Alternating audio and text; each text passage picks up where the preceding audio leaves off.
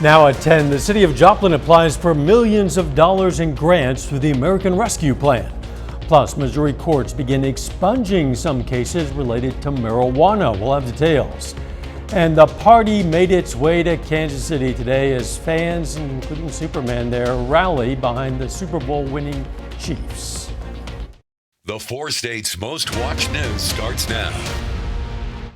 Severe weather threatens part of the four states tonight. This is KOAM News at 10. I'm Dow Quick. Let's go straight to meteorologist Sam Lane with a first look at the weather. Thank you. All evening long, and now we're seeing some showers and storms moving up into our area.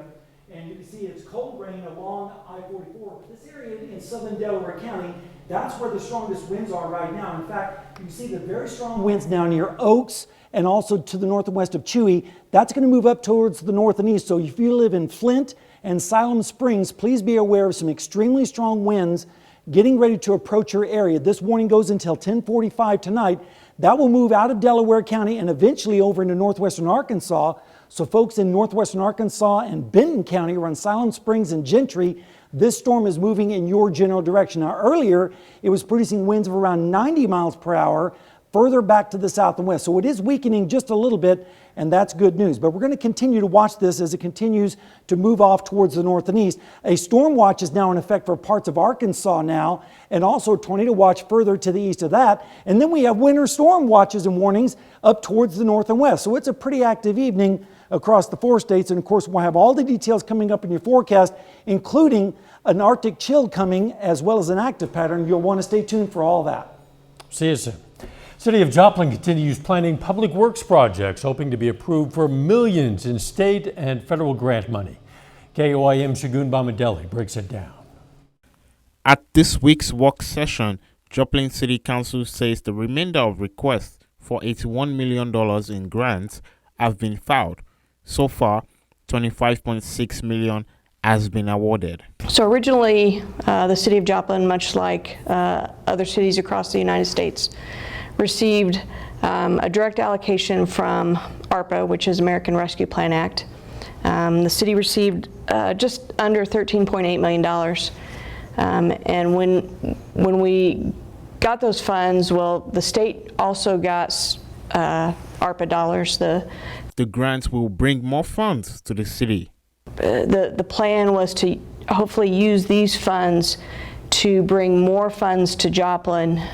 So leverage these dollars or our tax dollars to bring the state and federal dollars to our area, really to do transformational projects. The building behind me was built in 1967 as a bomb shelter, but today it serves as a home for Joplin's Police Department and Joplin's Fire Department. City officials tell me that $1 million out of the grant will be used for structural repairs.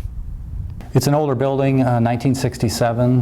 There has been investments over the years, of course, as far as general maintenance and upkeep, but there hasn't been any significant investments in the infrastructure of the building since 1980. Robine says the renovation comes as some equipment isn't working properly. Well, we can't order or replace parts on much of that equipment any longer because of their age, and some of that equipment is malfunctioning or doesn't even work. So we invest in that equipment every year to maintain the building as a whole, but there are systems within that building that are failing or have failed that we need to replace. Reporting in Joplin, Shagun Bamadeli, KOAM News. Council also heard a report on the status of streetlight installation. Now that recreational marijuana is legal in Missouri, marijuana cases are eligible to be expunged or dismissed. The Newton County, Missouri prosecuting attorney says they're systematically reviewing cases for expungement. Our main concentration has been the cases that are still pending. So we are going through and kind of systematically reviewing those and dismissing the ones that would be eligible for expungement. And the expungement process is a little bit separate. That's handled by the court clerk, and she is going through those, and we are reviewing those eventually as well. According to the Missouri Supreme Court, more than 3,500 cases relating to marijuana have been expunged since the start of the month. Some Joplin drivers can expect a detour on a busy road for at least a short time. Starting today, South North Park Lane in Joplin is closed from 7th Street to 3rd Street for the Canterbury Improvement Project. City officials say the road will be closed for around 10 days, depending on the weather. They said they're making several stormwater improvements for the installation of a box culvert, ditch improvements, and a new storm sewer. Residents and businesses will still have access to the road. Today was the first of 2 public meetings in Joplin to brainstorm ways to make the region more of a group travel destination. The Joplin Convention and Visitors Bureau says residents have great insight on what new amenities and offerings could help make that happen. Public engagement is the first phase of their work to shape the regional tourism market for the city. Any large group that travels by caravan, bus, sports teams, reunions, large groups move together.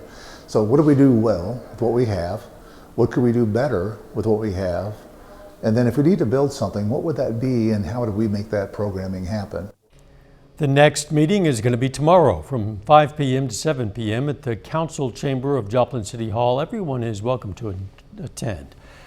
Joplin has been identified as one of the nation's best locations for remote workers. That's according to the Wall Street Journal.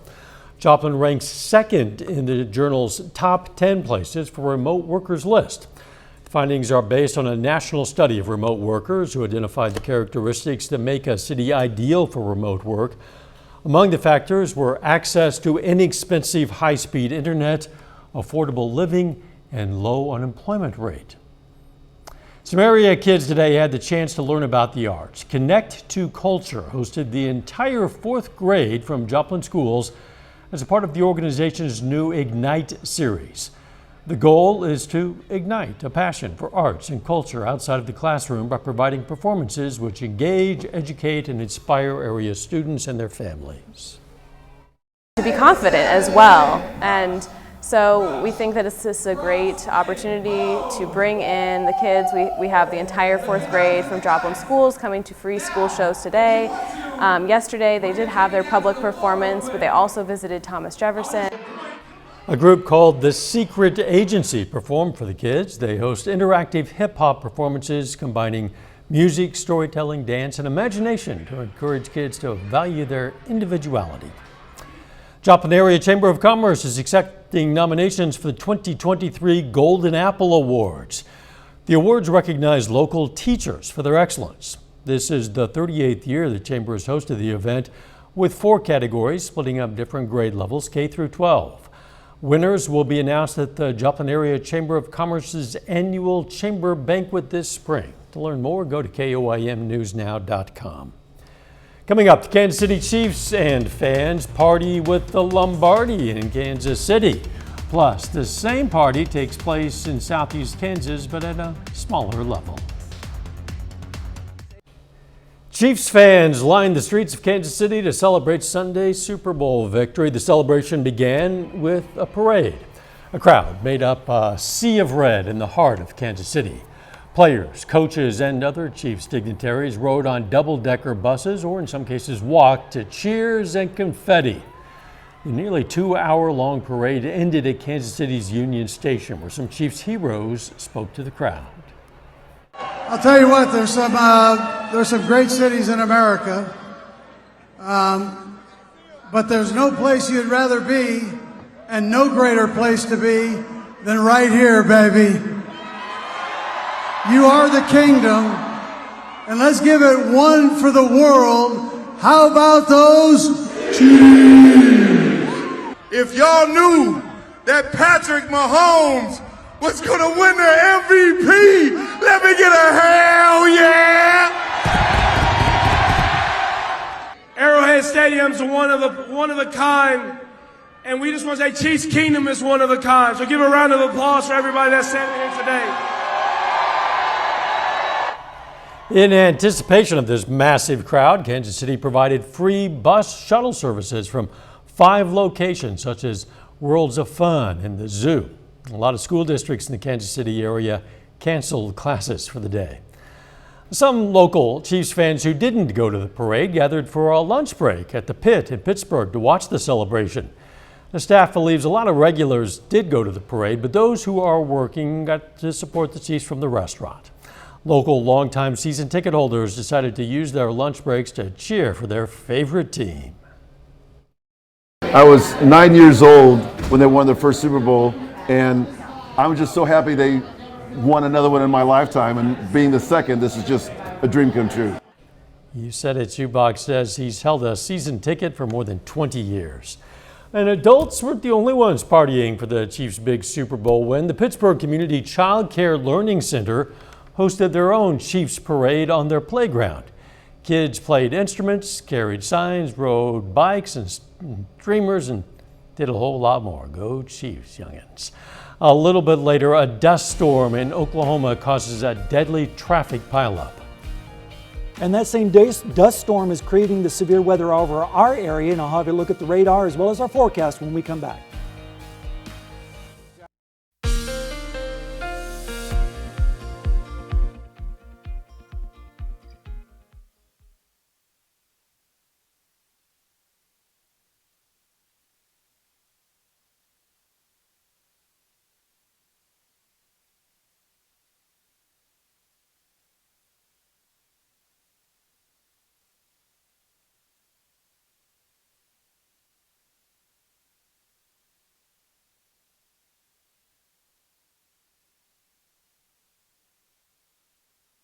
Towards the north and east, but the severe thunderstorm warning does continue until about 10:45. That includes Delaware County and also parts of Benton County, the western sections of Benton County. And you can see the winds picking up again just to the north and east of Colcord. So if you live on Highway 12 in eastern Delaware County, southern Delaware County, over into northwest Arkansas, just be aware of that storm as it continues to move off towards the north and east. You can also see lots of lightning with this activity too. This extends up towards the north, and this is a cold rain across Bonita, over in Ottawa County, up into Joplin right now, and temperatures are falling into the 30s. It's freezing right now in Iola, but check out Bella Vista. It's 61, so there's quite a contrast in temperatures across our area, and that's what's fueling those thunderstorms to become severe in our southernmost areas. Right now, we're generally around 10 to 15 degrees cooler tonight than we were last night at this time.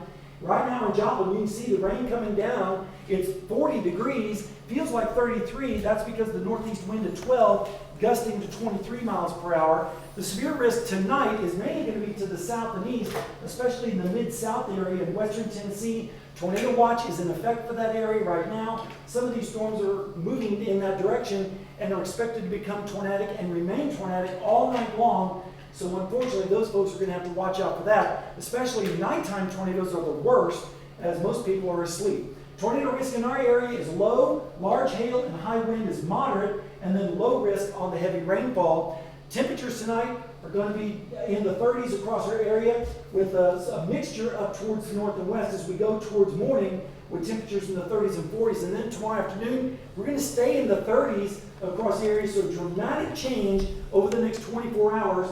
Then as we go through the day, we're going to see temperatures remaining in the 30s with northwesterly winds. And then as we go into the Friday morning hours, we're going to see temperatures in the teens and 20s with northwesterly winds. And then Friday evening into Saturday morning, temperatures are still going to be generally in the 40s on Friday afternoon. And then Friday night into Saturday, we'll start to see the clouds increase with temperatures right at around freezing. Over the next 7 days, we have that next chance of winter-like precipitation on Saturday. But look at that, Sunday, 62 degrees, continuing into Monday before the next storm system arrives early part of next week. So a little bit of a roller coaster now. Yes, something for everyone, I guess. Possibility of some. Gotta please everybody. I guess. Thanks, Sam.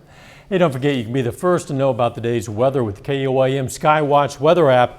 You can get severe weather updates and straight to your phone. Doesn't cost a dime. It's available in the Apple App Store of your choice. I say Apple, it can be any app store. The KOAM Skywatch weather app.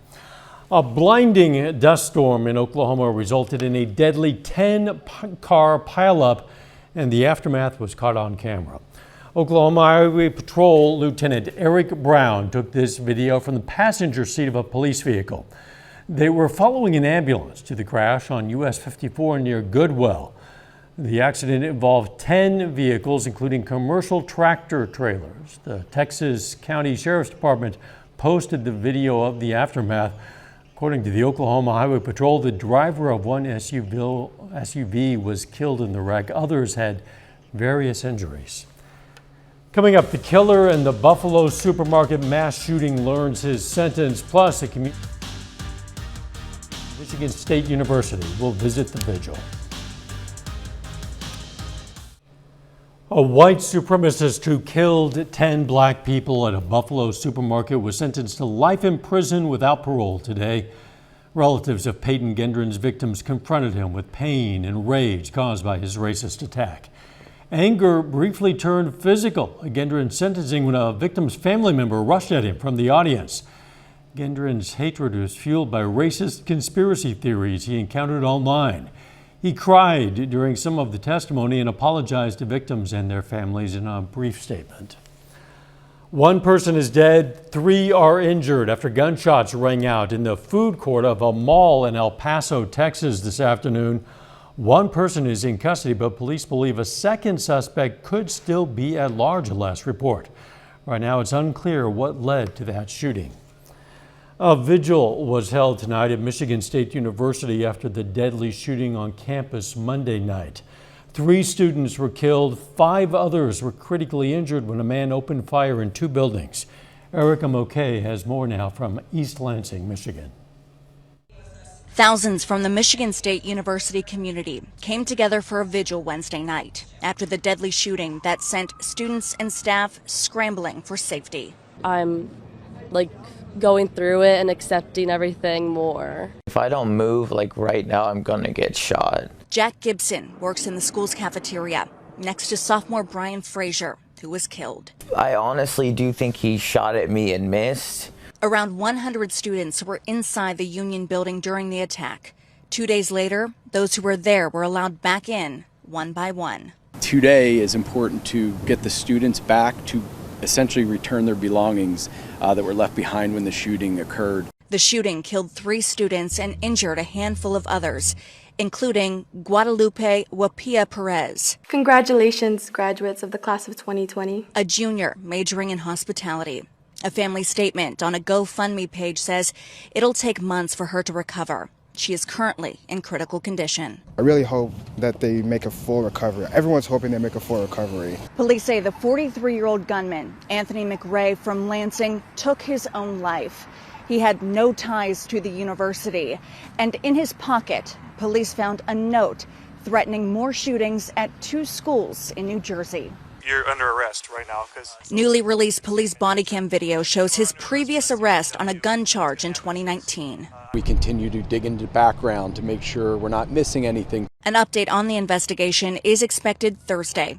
Classes resume Monday.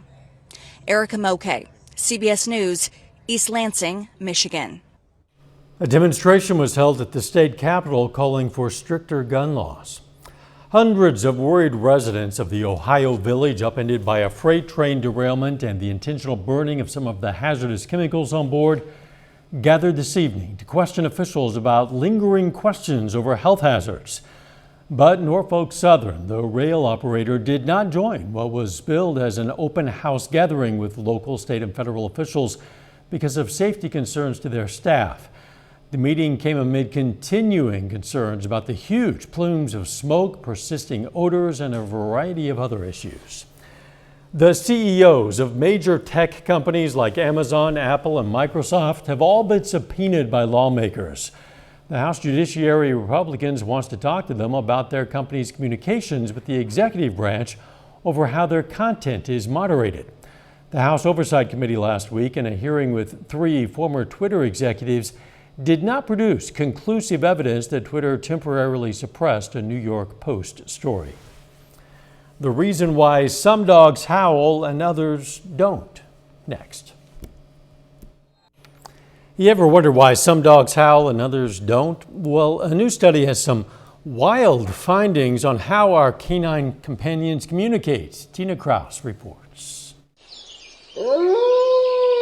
Howling is a basic instinct for wolves. But how popular is it with their domesticated descendants, like 8-year-old Siberian Husky Bizu? Hungarian researchers sniffed out the answer by bringing recordings of calls of the wild indoors. They tested nearly 70 family dogs from 28 different breeds in the first study to specifically investigate howling in domestic dogs. The main finding was that the breed matters, actually. The study found dogs genetically closer to wolves were more prone to howl, but only if the dog was 5 years or older. Among younger dogs, there was no difference between the breeds.